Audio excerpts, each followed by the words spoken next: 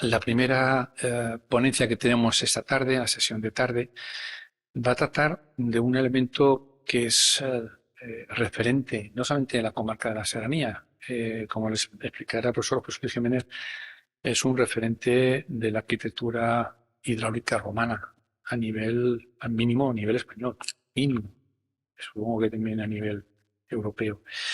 Me va a permitir que de forma muy sintética presente a José Luis Jiménez Salvador. Es catedrático de Arqueología de la Universidad de Valencia, miembro del Grupo de Investigación Arqueología del Mediterráneo de la propia universidad, licenciado en Filosofía y Letras en Zaragoza, doctor en Historia por la misma Universidad de Zaragoza. Fue secretario director de departamento. Actualmente es el director del Máster en Patrimonio Cultural, Identificación, Análisis y Gestión de la Universidad. Es un máster oficial, lleva muchos años funcionando, además con un gran éxito de matrícula y de gran calidad. Es director del año 2014. Coordinador del programa de doctorado Geografía e Historia del Mediterráneo desde la Prehistoria a la Edad Moderna, durante varios cursos, y miembro de la Comisión Académica del mismo. Las principales líneas de investigación: arqueología clásica, especialmente la arqueología romana, de ahí su trabajo en el acueducto de la Peña Cortada de Calles, y por otra parte todo relacionado con gestión de patrimonio arqueológico. Ha participado en 13 proyectos de investigación y más de I+I. Ha participado en una veintena de proyectos, lo que llamamos nosotros en la Universidad de la OTRI, de la Oficina de Transferencia de Resultados de la Investigación, artículo 83, transferencia de conocimiento a la sociedad, en definitiva, y ha dirigido una quincena de proyectos de intervención arqueológica. Autor de varios libros, capítulos, artículos, ha dirigido 7 tesis doctorales y está dirigiendo otras 8 tesis doctorales. Comisario de varias exposiciones, ha participado, ha colaborado con nosotros en varios proyectos de puesta en valor concretamente recuerdo en proyectos relacionados con el 1% cultural, que tuvimos la ocasión de codirigir, José Luis Jiménez y yo, el Castillo de Buñol, el Castillo de Chirel y el Casteller de Turís. 3 proyectos muy interesantes y los 3 creo que con buenos resultados. Les tengo que decir además que José Luis, aparte de ser una bellísima persona, es un militante del territorio, de las personas que se patean y que disfruta trabajando en el territorio, ¿no? En el territorio. Y poco más. Podría estar grabando, pero vamos a cortar y así mejor nos centramos en tu intervención, José Luis, que como ya saben ustedes, pues va a tratar precisamente del acueducto de la Peña Cortada. José Luis, gracias por haber aceptado estar con nosotros una tarde de julio, que a veces no es lo más apetecible, no lo sé, pero en nuestro caso seguro que sí. Muchas gracias por estar con nosotros. Bien, buenas tardes. Muchas gracias, amigo Jorge Hermosilla. Muchas gracias a la Universidad Estacional de Aras de los Olmos, Universidad de Verano de Aras de los Olmos, Joaquín Martín Cubas. Y es un placer encontrarme aquí para hablar de patrimonio del agua, en este caso de época romana. Como verán, en la conferencia figura Juan José Ruiz López, que es el director del Museo Arqueológico de Chelva, y que conjuntamente con Ana Sabater estamos ahora mismo trabajando en equipo sobre la Peña Cortada. Juanjo no ha podido acompañarnos porque ahora mismo está precisamente viajando a Pompeya, donde va a iniciar una campaña arqueológica. Ya me gustaría a mí haber hecho al revés, pero en fin, esta vez le he dejado que sea él el que vaya a Pompeya y por lo tanto me va a corresponder hablar en su nombre. Verán que hay un pequeño cambio en el título. En el programa oficial figuraba el acueducto de la Peña Cortada Chelva, y esto pues ya me ha originado pues algo que es habitual, y es que bien los de Tuéjar, bien los de Calles se mosqueen, ¿no? Por lo tanto, yo he puesto la serranía. Creo que lo había advertido en alguna ocasión, pero bueno, pues siempre hay que estar insistiendo en lo mismo, ¿no? Y es algo que nos hace también reflexionar sobre precisamente la oportunidad que puede representar, en este caso, el acueducto de la Peña Cortada para impulsar, ¿no? El reconocimiento, el bienestar, ¿no? El desarrollo, en este caso, de toda una comarca o casi toda la comarca, ¿no? En este caso, los serranos, la serranía. Tres cuestiones, digamos, de introducción y que ya permiten situar al elemento que vamos a comentar, ¿no? Estamos ante uno de los ejemplos más sobresalientes de conducción de aguas de época romana en toda la península ibérica. Ya sabemos que Segovia, que Mérida, siempre se lleva La Palma, Tárraco, Tarragora, pero la Peña Cortada no desmerece, ni mucho menos, y en este caso no es patrioterismo, digamos, barato, sino que es la realidad, la evidencia arqueológica, ¿no? Y esta valoración se apoya precisamente en la entidad de los restos conservados y en esa diversidad de técnicas adoptadas para el fin, en este caso esencial, que era el transporte de agua. Eh, ¿Para qué, lógicamente, y para quiénes, ¿no? Dos preguntas sobre las cuales luego tendremos que hablar, ¿no?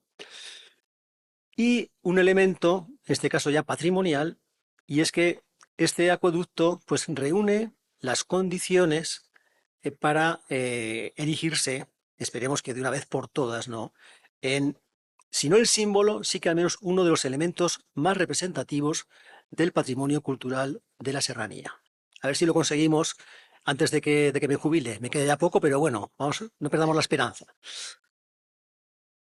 La principal señal de identidad la tenemos en estas tres imágenes, ese impresionante corte en la roca, que es el que da nombre. La serrada es como aparece en las primeras referencias que vienen ya pues, desde el siglo XVI. Pere Antoni Beuter en 1538 es el primero que hace una referencia a este acueducto como la serrada, como si hubiese sido cortada esa montaña con sierra. Y es desde luego pues la estampa más emblemática de este acueducto, ¿no? Algo que llamó la atención, lógicamente, de eruditos, de historiadores. Hemos citado a Beuter como el más antiguo. Después, en el siglo XVII, pues vendría primero Escolano en 1611, después Mares en 1681. Y un siglo después, pues Antonio José Cabanilles tuvo una primera, digamos, aproximación gráfica, que es la imagen que estamos viendo a la izquierda, en la que se ve precisamente pues, ese puente tan espectacular del Barranco de la Cueva del Gato y sobre todo ese corte en la roca, ¿no? Es la primera referencia gráfica que tenemos de este acueducto y ya pues se insiste en lo más representativo que sin duda pues es ese espectacular puente con el corte en la roca. Y pocos años después fue Laborde en su viaje pintoresco por Hispania cuando también dejó esta imagen también tan arqueológica y a la vez tan evocadora, ¿no? Ya desde un principio, estos autores pues elucubraron. Beuter decía que este acueducto estaba claramente vinculado para abastecer de agua a Saguntum. En cambio, Escolano y Mares decían que no, que este acueducto se había hecho para llevar el agua hasta Edeta, la ciudad, el Municipium Edetanorum, ya actual Giria. Y Laborde dijo que ni lo uno ni lo otro, que él consideraba que este acueducto no tenía sentido porque tanto Sagunto como Edeta, como Giria, disponían de agua abundante. Entonces, los romanos, si ante todo eran prácticos y no tiene mucho sentido transportar el agua desde tan lejos, donde en principio sí que había agua, ¿no? Distinto hubiese sido el caso de que no hubiese habido ese recurso y sí que se hubiese podido entender. El acueducto de Cartago, estamos hablando de Túnez, que también conoce el profesor Hermosilla, ese acueducto tiene más de 100 kilómetros de longitud, ¿no? Pero porque el agua que está en una zona muy alejada y había que transportarla hasta Cartago, que era precisamente la capital, y eso exigió esa obra de infraestructura tan impresionante, ¿no? No es el caso que aquí estamos comentando para Saguntum y para Edeta. Bien, de este acueducto tenemos pues estas referencias de estos autores, pero desde el punto de vista arqueológico, de lo que sería investigación arqueológica pura y dura, Los primeros trabajos, pues prácticamente se remontan a finales del siglo pasado, el siglo XX. Tuvimos la ocasión, al incorporarnos a la Universidad de Valencia, de introducir, de iniciar un proyecto de investigación financiado por la Consellería de Cultura y Generalitat Valenciana, distintas campañas de prospección arqueológica, de reconocimiento del terreno, buscando evidencias materiales para intentar documentar este acueducto y sobre todo pues despejar esa incógnita de para qué se construyó y para quiénes, ¿no? El resultado de estas diversas campañas, la última la realizamos el año pasado, en el 2021, han sido intermitentes, no se imaginen que llevemos todos los años trabajando en la Peña Cortada, hemos hecho otras muchas cosas, porque además los medios nunca son tan abundantes y siempre tenemos que estar atendiendo a lo que viene, pero el resultado de este trabajo de documentación sobre el terreno es esta imagen que se ve aquí sobre este mapa, en el que se puede apreciar pues un trazado de aproximadamente unos casi 27 kilómetros lineales, que no se conserva en toda su integridad, sino que se pierde, que aparece, reaparece, tal, y que es lo que nos ha permitido conocer algo más de este acueducto. Un acueducto que atraviesa los términos municipales de Tuéjar, donde está el nacimiento, el término de Calles, el de Chelva y el de Domeño Antiguo, donde se pierde esa traza. Vamos a hacer un rápido recorrido viendo estos distintos elementos. La captación del acueducto está claramente identificada en el término de Tuéjar. Ahí vemos el río para los de Tuéjar, Tuéjar, para los de Chelva, Chelva. Y ese dique, lo que en latín se llamaba el septum, que lo que hace es desviar una parte del caudal del río hacia esta conducción tallada en la roca, que vemos aquí un detalle, donde se aprecia ahí digamos, la sección, ¿no? de lo que es la conducción.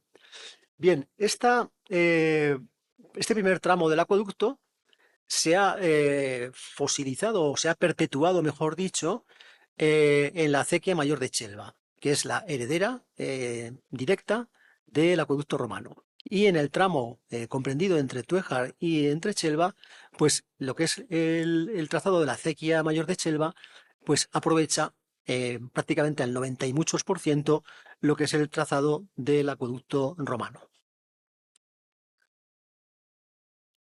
Va salvando lógicamente los distintos accidentes. El primero es el Barranco del Convento. Estamos viendo aquí en la primera imagen el puente antes del colapso que sufrió en el año 2001 y que motivó pues una intervención de emergencia, lógicamente también financiada por la Consellería de Cultura, por una sencilla razón, aparte lógicamente del valor patrimonial, porque la acequia mayor de Chelva transcurría por el puente y debía transcurrir. Había que garantizar, lógicamente, el suministro de agua de la acequia, ¿no?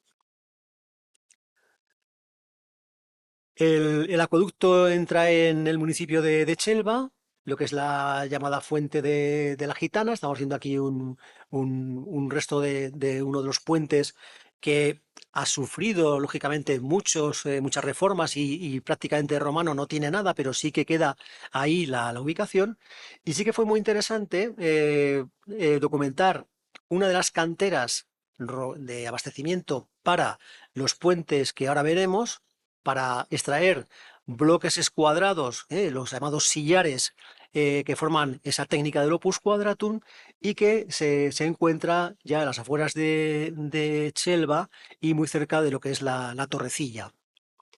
Ahí pudimos documentar la cantera, una cantera que no trabaja esos grandes frentes verticales que vemos en otras canteras antiguas, sino que aquí fue una cantera en extensión. Un caso muy, muy interesante.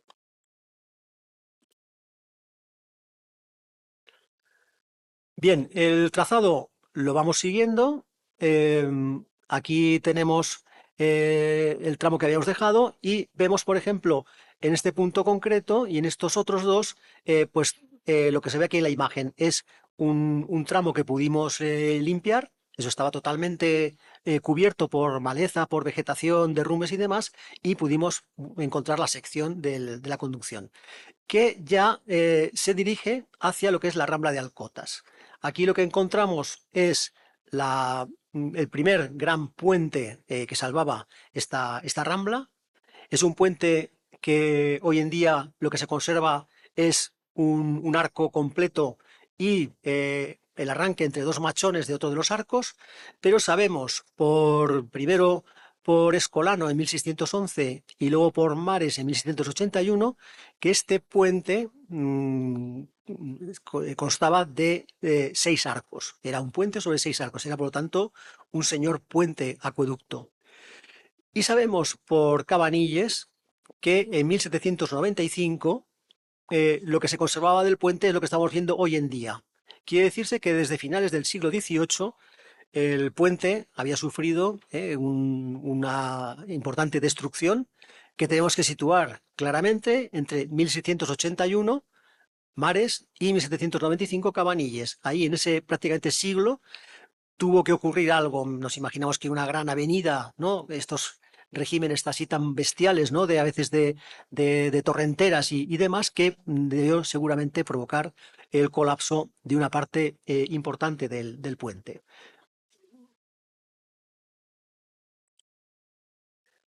El trazado continúa hasta llegar a lo que es el barranco de la Cueva del Gato. Aquí nos encontramos con el tramo más espectacular, que ya lo hemos visto tanto en el grabado de Cabanilles como en el de Laborde.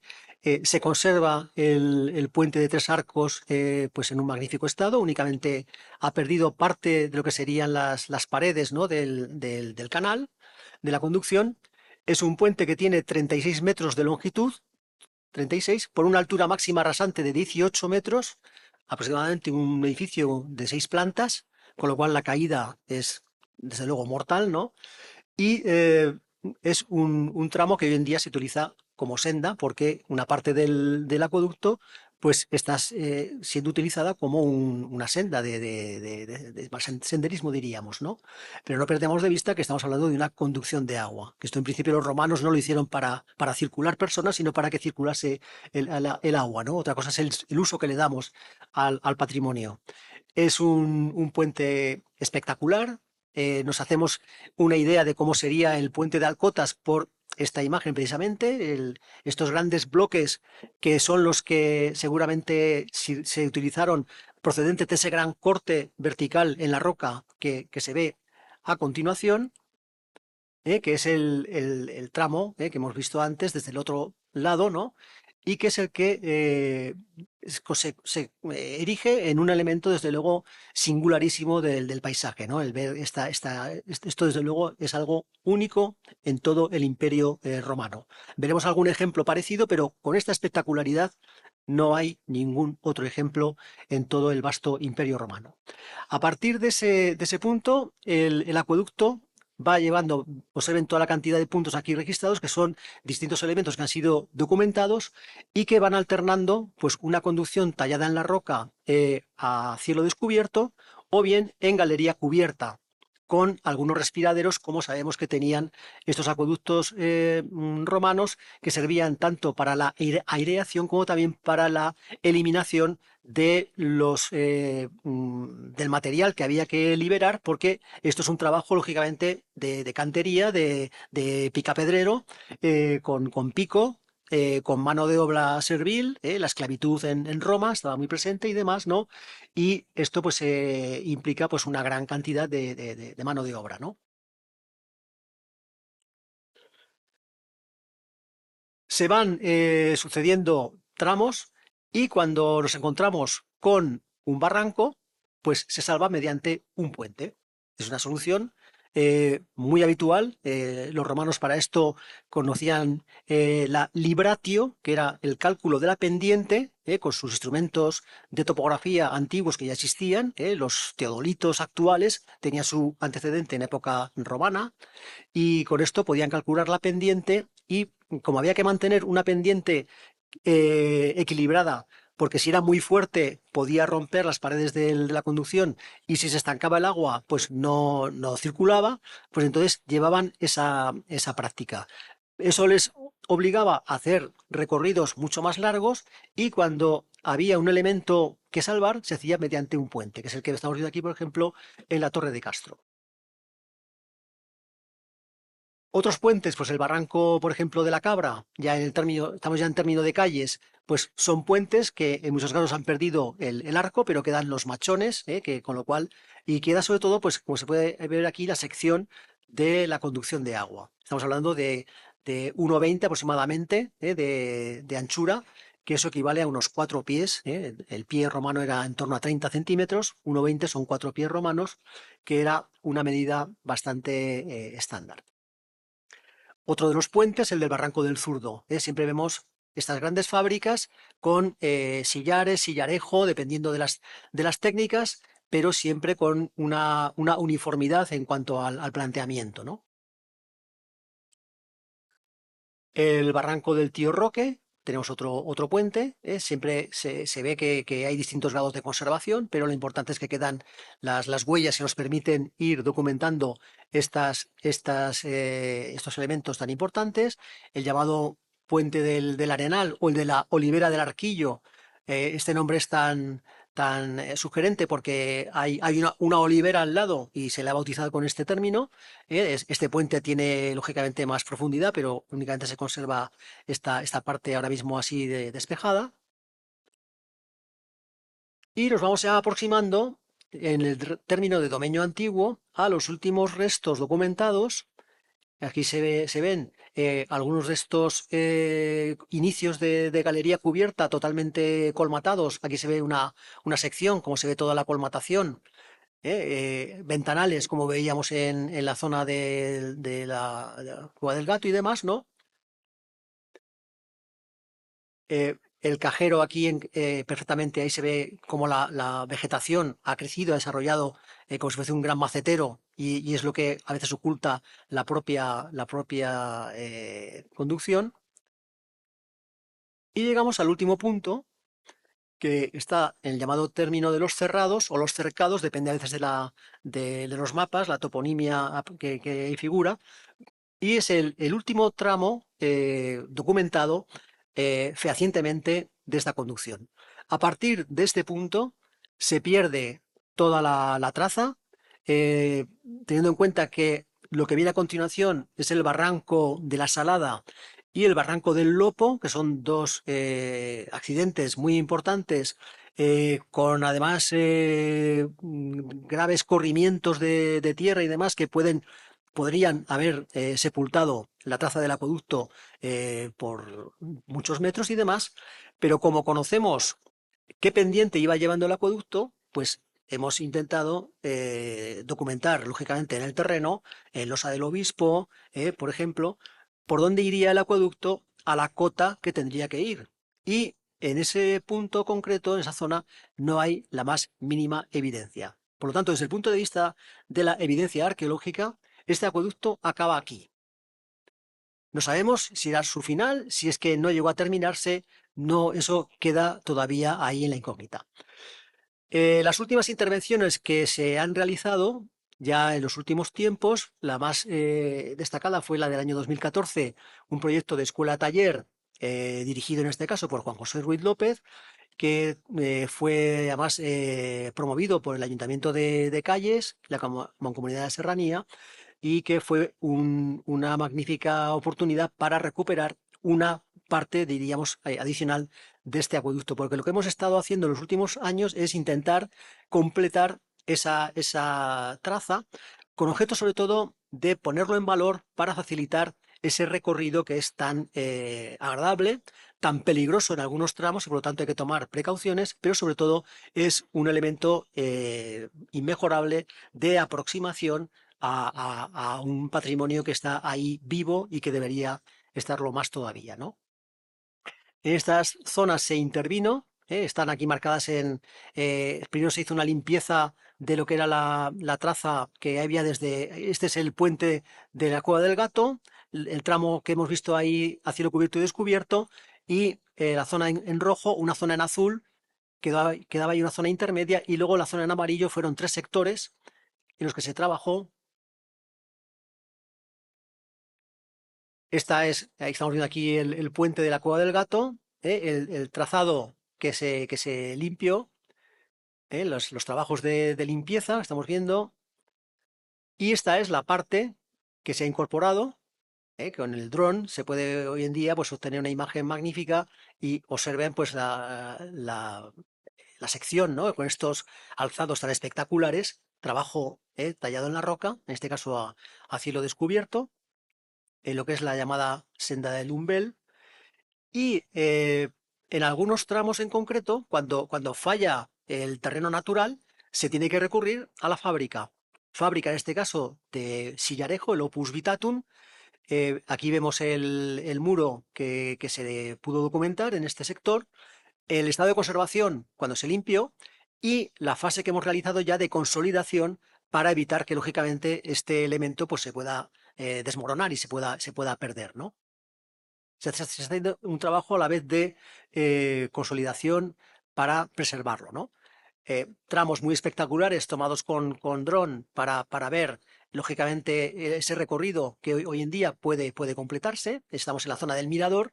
Aquí estamos viendo desde el mirador precisamente el corte vertical aquí en la roca, como queda de lejos la peña cortada de este punto en concreto. Y aquí se han documentado varios túneles. Como se puede ver, estaban totalmente colmatados. Aquí había una estratigrafía. Se puede ver ahí los distintos estratos acumulados y en este estrato se recuperó este fragmento del borde de una vasija, un Urceus de cerámica romana, que está fechado entre final del siglo I y principios del siglo II después de Cristo, con lo cual es un elemento, seguramente viene de arrastres, porque no quiere decir que esto estuviese aquí así in situ, sino que será seguramente pues de la zona a lo mejor aledaña, porque para hacer esta obra, pues lógicamente hubo que utilizar mano de obra y la gente pues tenía que estar en estos sitios, ¿no? Distintos tramos, se ven ahí estos túneles que estaban totalmente colmatados y cómo quedan ahí despejados. Aquí vemos otro en lo que es esta zona. Y la zona meridional, lo mismo. Aquí en este túnel en concreto se recuperó una ocupación, parece ser que de época andalusí, por estos materiales. Es habitual, por ejemplo, en Gestalgar, que es otro acueducto bastante cercano geográficamente a la Peña Cortada y que está trabajando, en este caso, Víctor y Paloma Berrocal, yo me acordaré el apellido de Víctor, Algarra, Víctor Algarra y Paloma Berrocal, están haciendo un trabajo también magnífico en Gestalgar y ahí les ha salido, dentro de uno de los túneles, pues un tanut islámico, porque en épocas posteriores estas zonas se ocupaban para pastores y demás, ¿no? Entonces es habitual encontrarnos estos materiales de algo que lógicamente no pertenece al momento constructivo del acueducto. Aquí los trabajos que se están teniendo que realizar por estas brigadas en el caso del taller de empleo y algo que también se está empezando a introducir, que es el colocar estas tarimas de madera para facilitar el paso de los visitantes, porque en épocas en las que llueve mucho, lluvias a veces así incontroladas, esto se encharca, se coloca, se forma un barrizal y por medio de este sistema pues se puede salvar esta coyuntura. Distintos tramos, en este caso la senda de Mas de Solaz, y estas son las últimas intervenciones del 2017, vemos aquí la conducción, y del 2020. Estamos intentando ir uniendo estos tramos. Perfecto. Aquí en el 2020, cómo estaba el tramo inicialmente y el estado final. Lo mejor que se puede hacer es visitarlo y colocando, por supuesto, más tramos de tarimas. Y esta es la última campaña realizada en el 2021. Lo que vemos es que hemos intentado continuar, hemos llegado a lo que es la Torre Castro, a lo que es el puente de la Torre de Castro, y la idea es seguir continuando en sucesivas campañas mientras podamos disponer de medios para seguir descubriendo más trazado. Tenemos el 17, el 20, el 21. Nuevos tramos descubiertos, el puente que salva el barranco de Torrecastro, y aquí se puede ver cómo continúa el trazado con un resto de muro de Opus Vitatum, porque la idea es continuar en esta dirección en una próxima campaña. Aquí la sección del puente roto y los elementos de comparación. Tenemos en Francia la Roche-Taillé, vemos aquí el corte, la roca vertical, nada que ver con el de la Peña Cortada, es mucho menos corte, es un corte, un señor corte, pero mucho menos corte. El tramo que en galería vemos que es idéntico, porque es una técnica común en todo el Imperio Romano.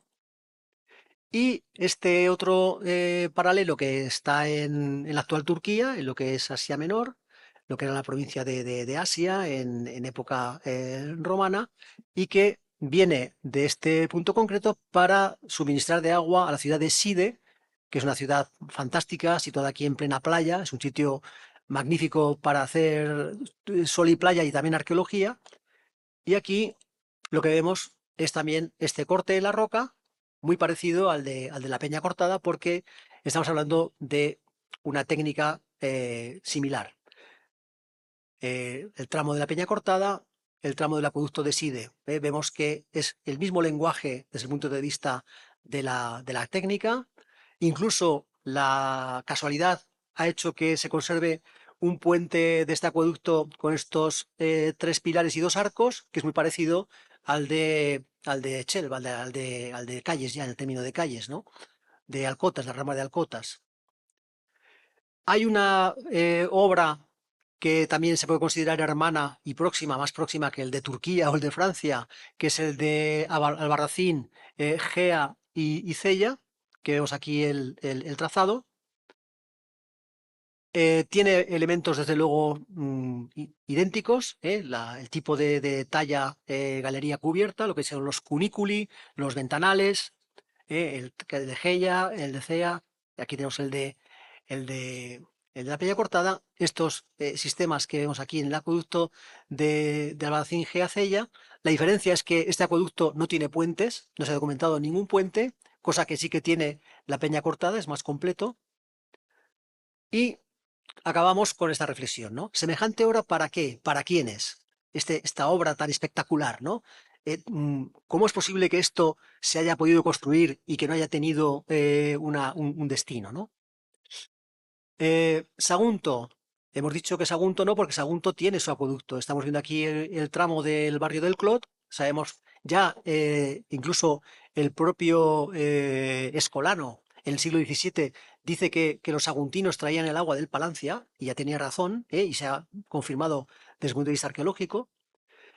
Valentia tampoco, porque aparte que se han encontrado restos del acueducto romano, este es un tramo de la calle Cuart que se encontró en el año 95, más recientemente se ha encontrado en la cárcel frente a la antigua cárcel Modelo.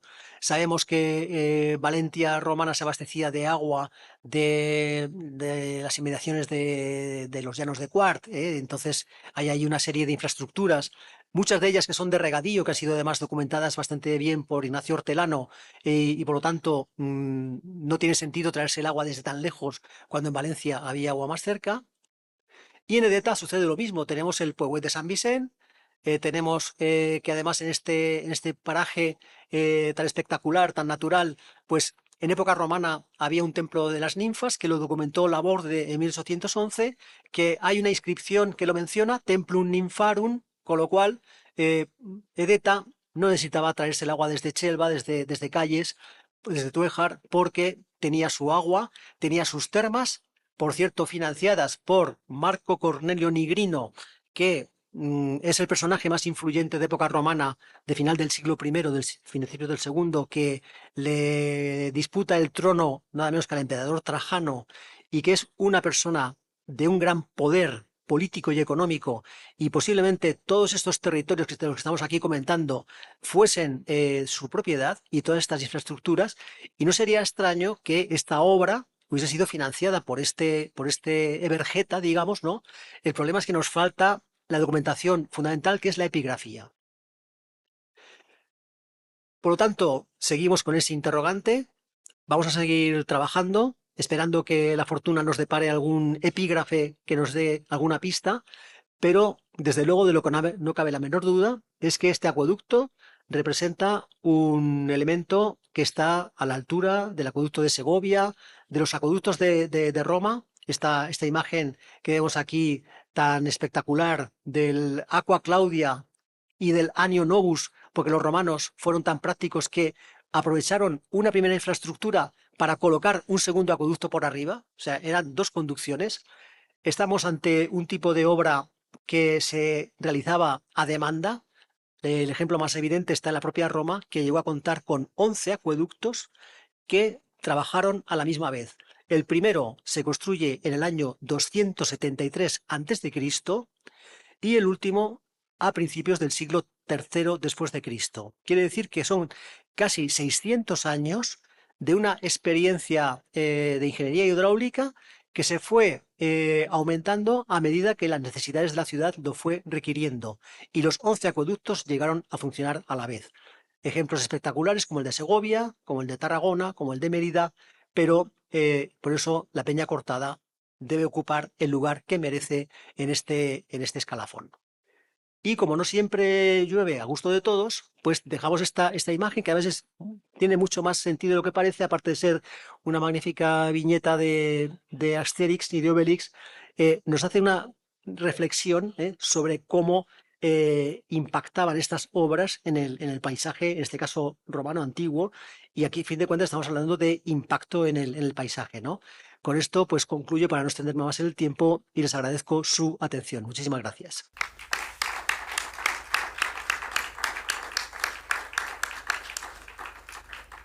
Muchas gracias, José Luis, por tu espléndida conferencia y tu pasión en la explicación.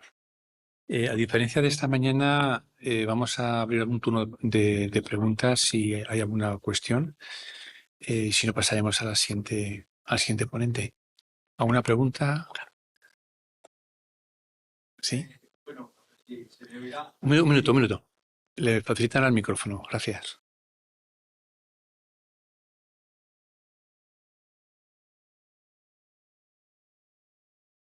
¿Sí? ¿Se me oye? Vale. No, bueno, pues me lo acercaré un poco más. A ver, yo he estado de profesor en Villar del Arzobispo, y en Villar del Arzobispo había un maestro que era don Vicente Yatas Burgos, que hizo unos estudios pues, de toda la arqueología de la zona, y localizó bastantes yacimientos.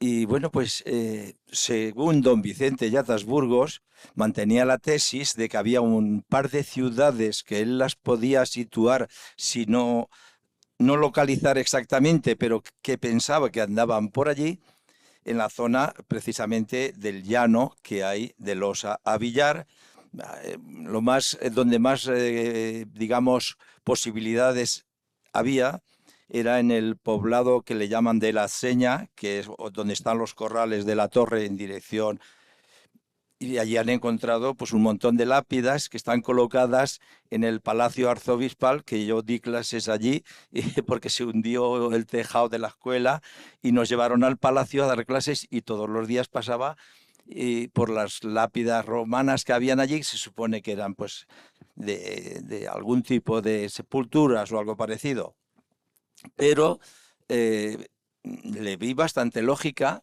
porque está claro, si miras el trazado, termina en esa zona llana. No hay que pensar en una gran ciudad como podía ser Valencia o Sagunto o Edeta.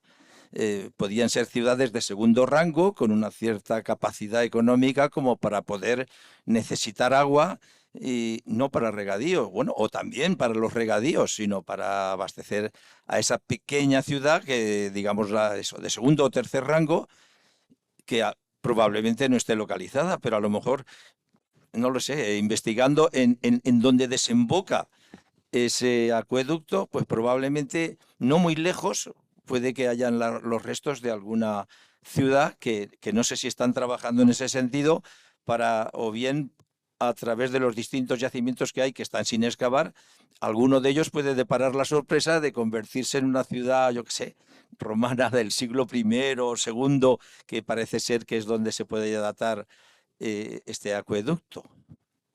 No sé si hay algún trabajo de prospección en ese sentido.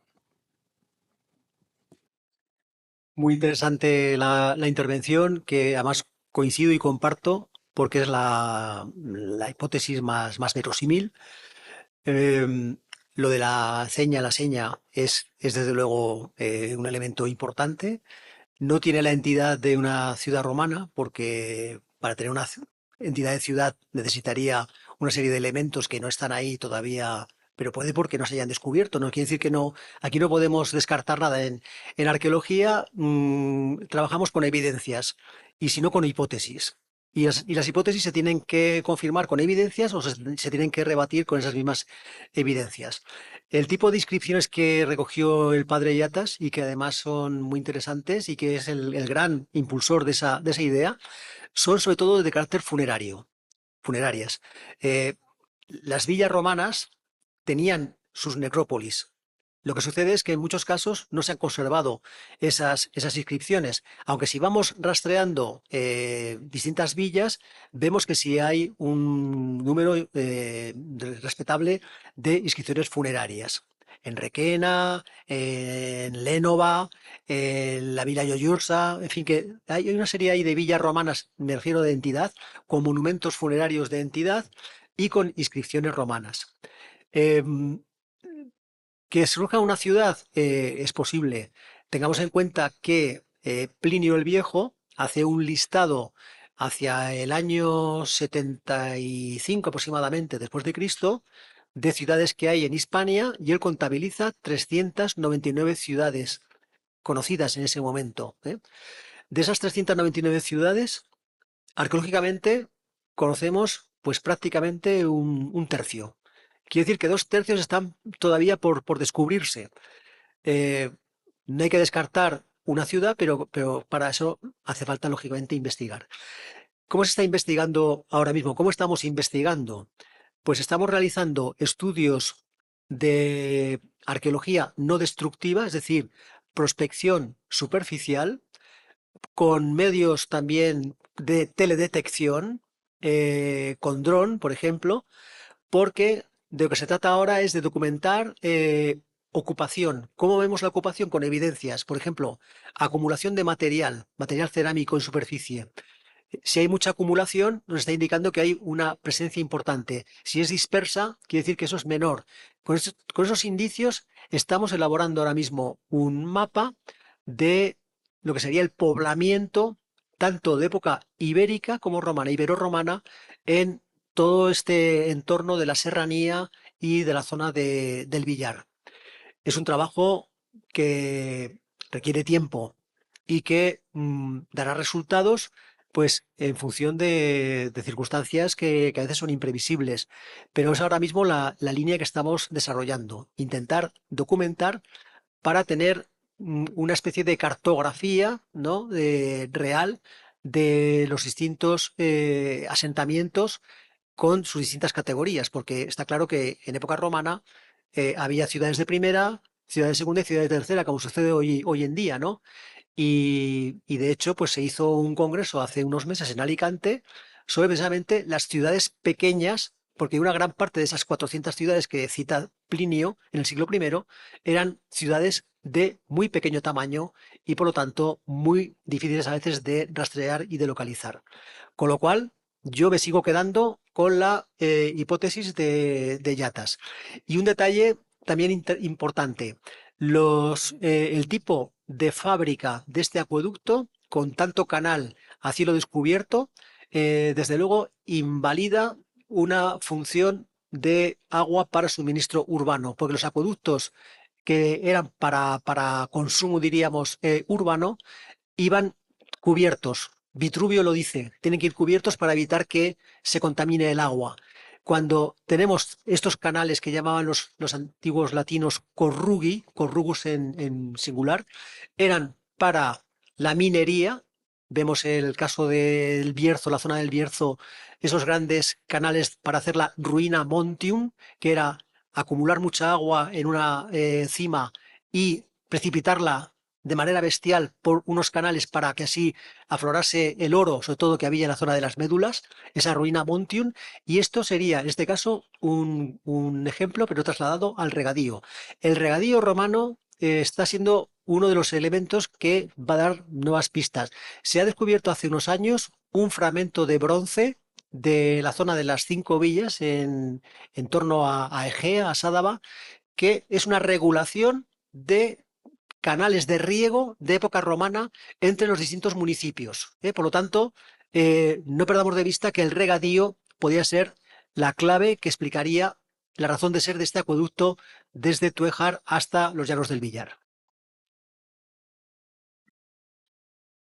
Si les parece, vamos a... No, solamente una puntualización.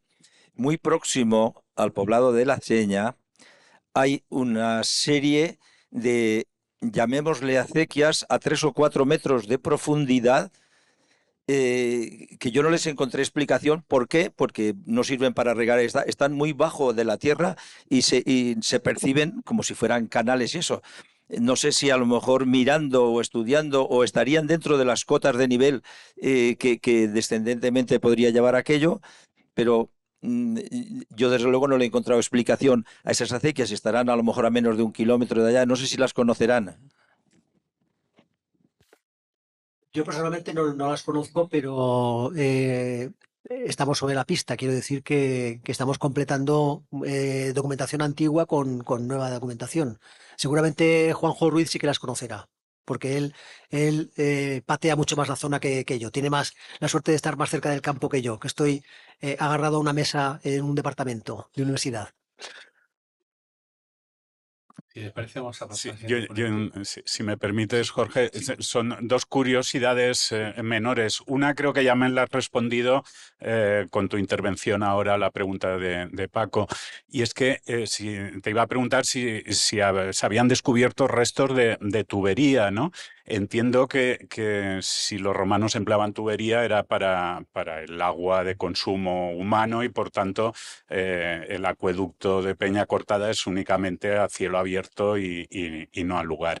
Y la otra pregunta es sobre la serrada, ¿no? La serrada, por lo que has explicado, tenía como función fundamental sacar el sillar para la construcción del propio acueducto. ¿Era su única funcionalidad o tenía algún otro interés o utilidad? Se nos escapa, por lo menos, a ver, con lo prácticos que eran los romanos, lo que no tiene sentido es hacer un corte en la roca y no aprovechar el material para su posible empleo, en este caso en el propio puente, ¿no?, de la Cueva del Gato. Luego el efecto, diríamos, escenográfico. La escenografía, desde luego, se daba mucho en la antigua Roma, pero más desde un punto de vista urbanístico, de grandes fachadas asomadas en laderas.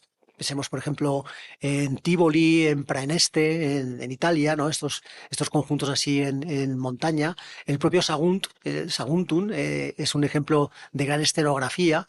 Y aquí, desde luego, sí que tiene ese corte en la roca, desde luego tiene algo que se nos escapa, ¿no? Yo no lo descartaría que tuviese un valor quizá simbólico o algo que se quiera ahí marcar, algo que de momento pues hay que seguir trabajando en ello. Bien, pues ahora sí, si le parece, pasamos al siguiente ponente. José Luis, muchísimas gracias por tu intervención.